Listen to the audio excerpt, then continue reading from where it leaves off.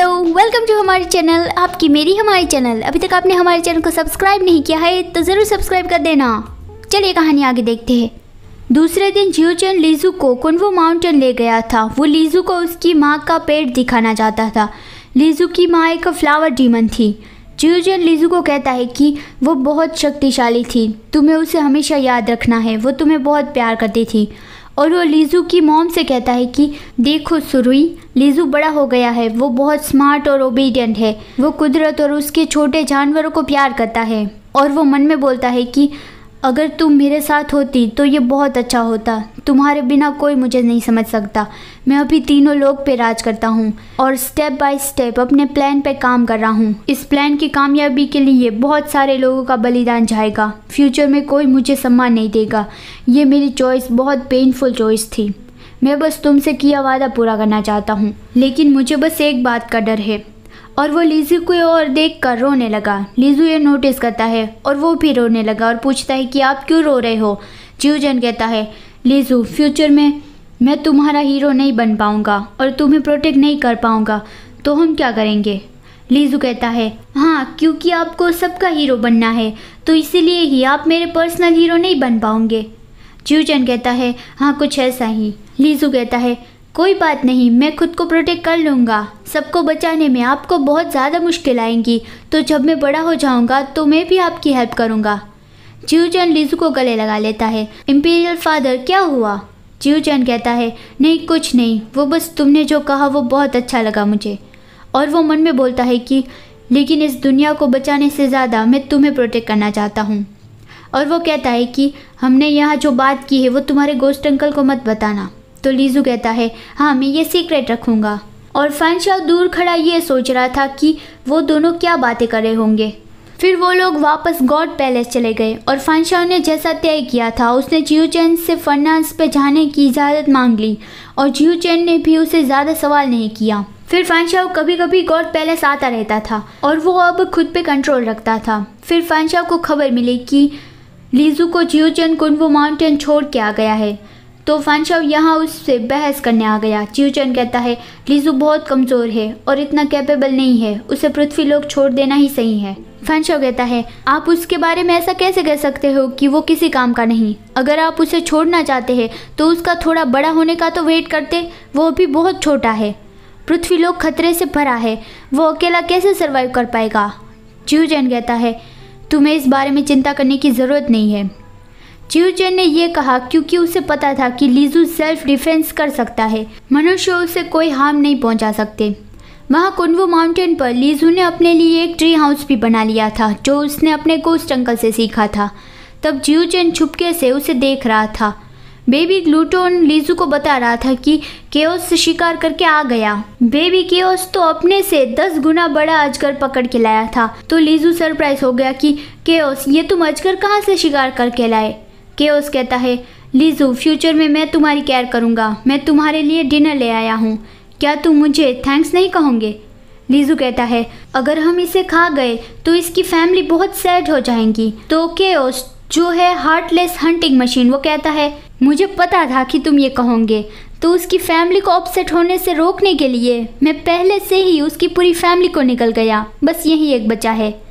तो फिर लीजू कहता है ये सांप बहुत ही जहरीला है। ये सुन के ही केओस डर गया कि क्या जहरीला, और वो गिर पड़ा।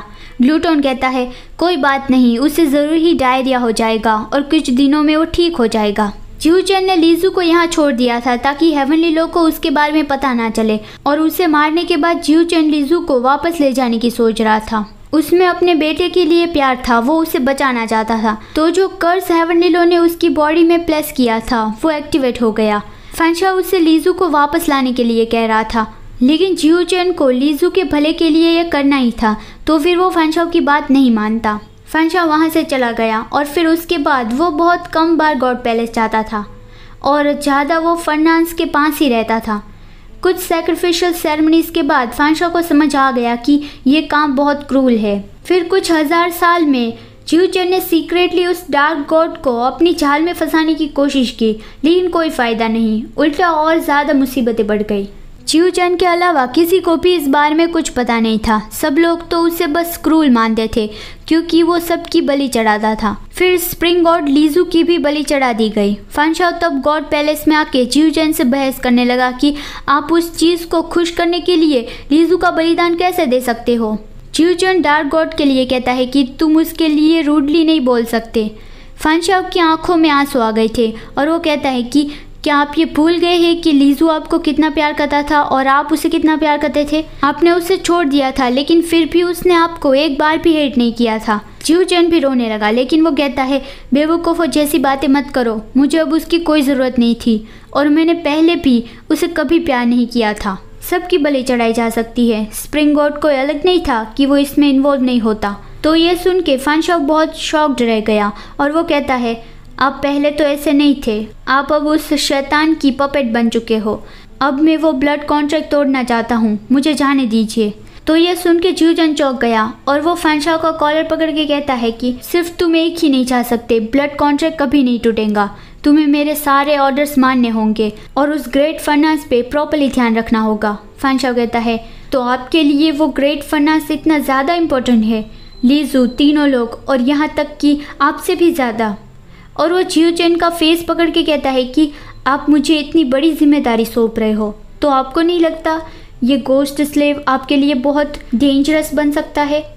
वो जियूचेन को विस्पर करके कहता है कि अगर आप ये नहीं चाहते कि मैं वो बहुत प्रीशियस फर्नास को डिस्ट्रॉय कर दूँ तो अब आपको मेरी बात माननी होगी। जियूचेन कहता है तुम आखिर करना क्या चाहते हो। तो फैंशाओ उसे ज़मीन पे गिरा देता है और कहता है बहुत सारे साल बीत गए और मैंने इसे छुपाने की बहुत कोशिश की, आपको भी इस बारे में पता चल ही गया होगा। मुझे आप में कुछ अलग तरीके का इंटरेस्ट है। ज़रा देखिए ये फ्लोर कितना गंदा है।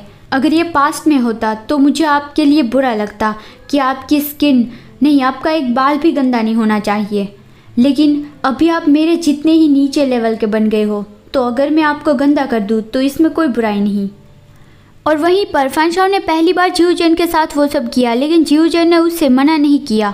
लेकिन उसके बाद फैंशाओ ही रोने लगा था, वो इस तरह से जियूचेन को ट्रीट नहीं करना चाहता था।